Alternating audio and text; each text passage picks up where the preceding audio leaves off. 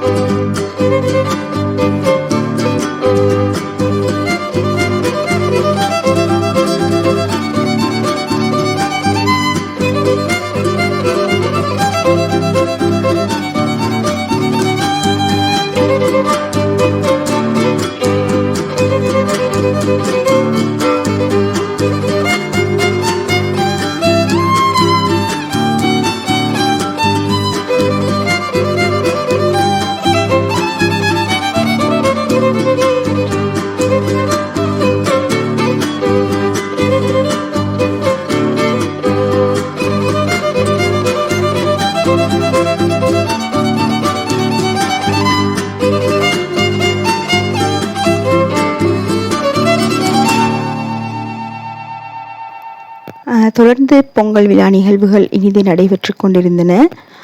அடுத்து இந்த விழாவில் கண்ட நான் ஒரு சிறப்பான விடயம் என்னன்னு சொன்னால், எமது பாடசாலையில் தமிழ், சிங்களம், தமிழ், முஸ்லீம், கிறிஸ்தவம் 3 மதத்தை சேர்ந்த மாணவர்களும் கல்வி கற்கிறார்கள். ஆகவே 3 மதத்தை சேர்ந்த மாணவர்களுடைய பெற்றோர்களும் மாணவர்களும் அதே நேரம் வகுப்பாசிரியர்களும் மிகவும் உற்சாகத்தோடையும் மிகவும் ஆர்வமாகவும் இந்த நிகழ்வுகளை பங்கேற்று கொண்டாங்க. இன மத பேதமின்றி மிகவும் ஒரு ஒற்றுமையான நிகழ்வாக இது காணப்பட்டது. அத்தோடு இந்த பொங்கல் விழா நிகழ்வுகளை கண்டு கழிப்பதற்காக எமது பக்கத்து பாடசாலையான முரத்தொட்ட பாடசாலை, அதாவது ஒரு சிங்கள பாடசாலை அது. அந்த பாடசாலையை சேர்ந்த மாணவர்களும் எமது பாடசாலைக்கு வருகை தந்து இந்த பொங்கல் விழா நிகழ்வுகளில் பங்கு பற்றி கொண்டாங்க. அவர்களும் ஒவ்வொரு வகுப்பு வாரியாக நடைபெற்று கொண்டிருந்த இந்த பொங்கல் விழா நிகழ்வுகளை கண்டு கழித்ததோட இறுதியாக இனிமையாக சமைத்து பரிமாறின அந்த பொங்கலையும் நன்றாக விரும்பி சாப்பிட்டதை அவதானிக்கக்கூடியதாக இருந்தது.